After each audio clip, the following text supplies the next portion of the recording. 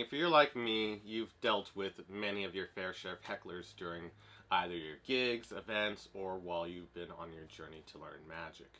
Hopefully not, uh, your own family, but maybe it is. So we have to deal with it appropriately, and sometimes it almost feels discouraging.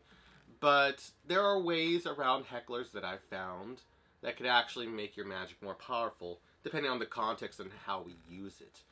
And not in all cases, hecklers can be bad. So let's jump into all of this, and we'll go into each part. So generally, hecklers can be bad in the context for gaff work.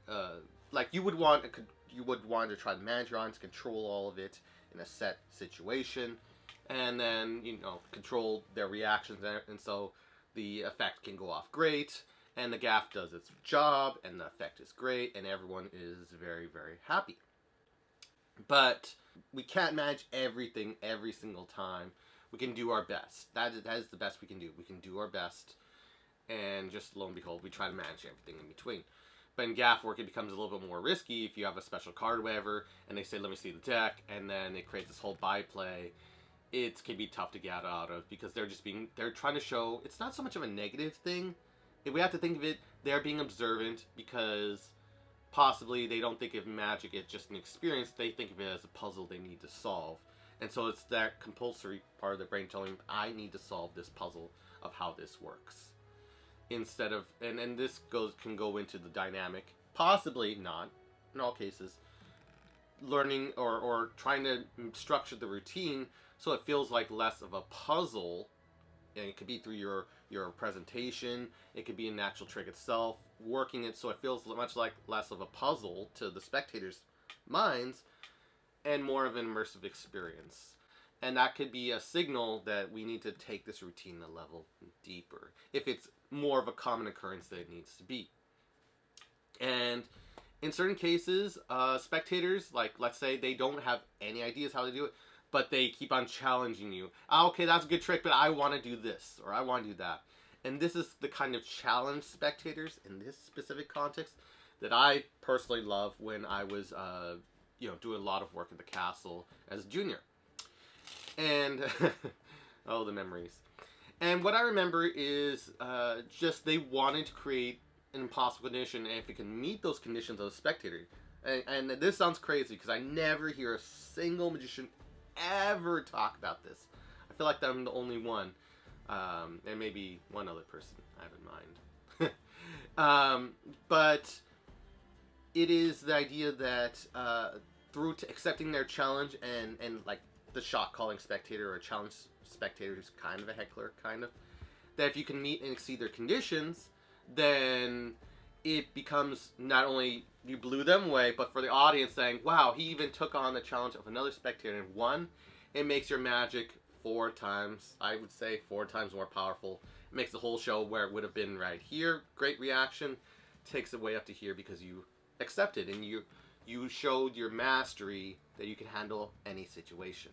And not for all, but as an example, let's say you're showing a card routine, you show the ace of clubs, and let's hopefully say it's signed or whatever. I just didn't sign it. You show the ace, and then you say, and no matter what I do, I place it inside here. Very fairly, I push it in, and somehow it rises to the top. And the spectator, and let's say there was a challenge spectator. In certain cases, you can take it, not all, but there's certain contexts where it can help your routine. They say, I want to actually put this card inside the deck and see you rise to the top.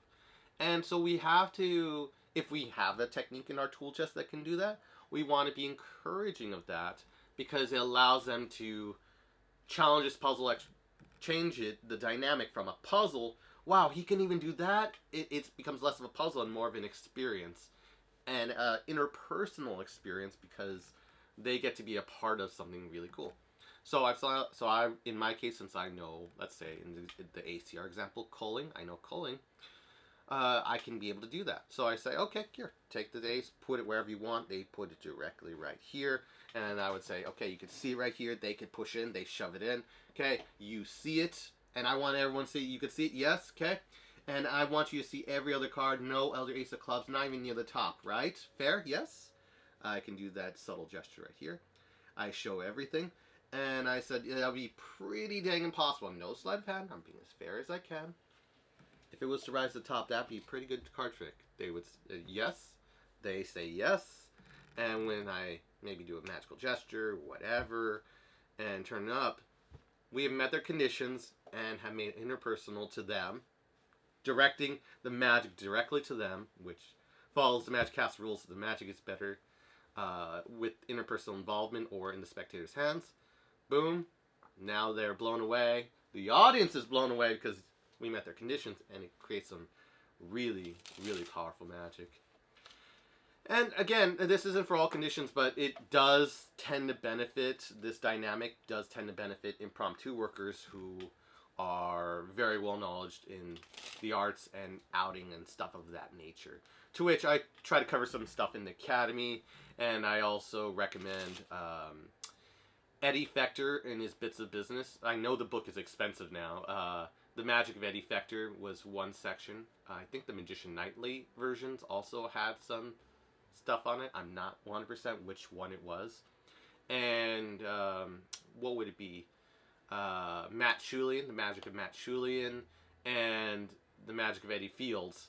Those three have a decent amount of talk on outs and just being able to get out of any situation. And Daryl's revelations. I could go on forever, but the idea is you want to have all these little tools in your toolbox, so whenever you're in a situation or like an interesting impasse and they want you to do it and you're able to do it, then wow, that's great.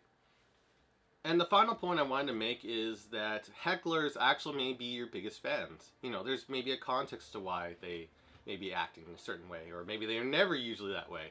Could be the puzzle dynamic. It could be that they are very sedated with, you know, whatever they are sedated on that makes them more challengeable to this dynamic of magic performance.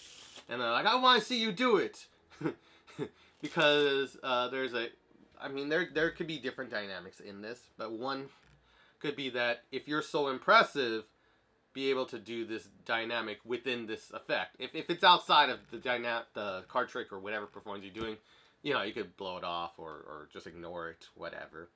But if it's within the dynamic, it shows that they're paying attention, and you want to be able to, where you can, reward them for paying attention to your performance, which you are most likely, if this is a paid event, getting paid for. So, you know, if it's a shot calling by the host, okay, you chose or the event, whoever hired you, and they're shot calling, okay, you want to make yourself look good to them, but also interesting people. But the lot of it may be that they're your biggest fans at the end of the day.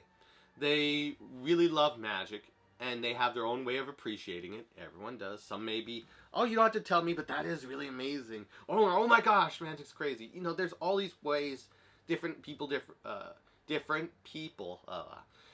appreciate magic in their own way.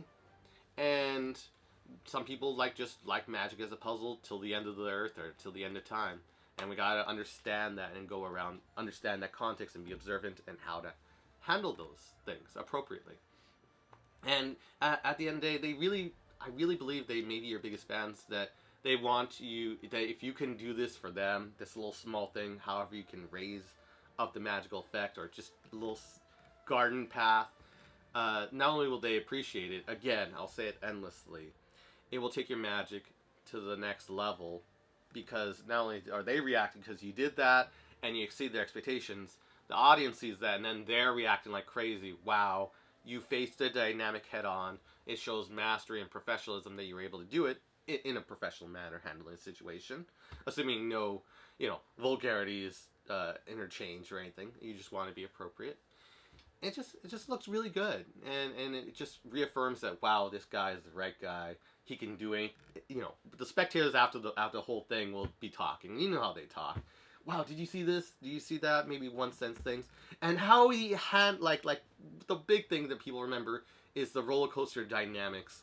Wow, and you challenged him, and you did this, and he was still able to pull through. I just get that interplay all the time. It just means so much to them. And they remember this for the rest of their lives, because as I say endlessly, in many contexts, or for the average, I forget where it was sourced from. I just keep on hearing it over and over again. On average, people only see magic twice in their lifetime. And so any magical performance, especially if it's in person, is very interpersonal and very beautiful and wondrous. So, you know, just go above and beyond if you can. If you have the stuff in your toolbox, it really makes a difference in more ways than one. So I encourage everyone to learn some outs, some bits of business, so you can handle your next challenge spectator with stride and pride. And yeah, just I really want everyone to just blow some minds and have fun at the end of the day. So I'm Dan, and if you haven't checked out this video yet, definitely check it out, and I'll see you there.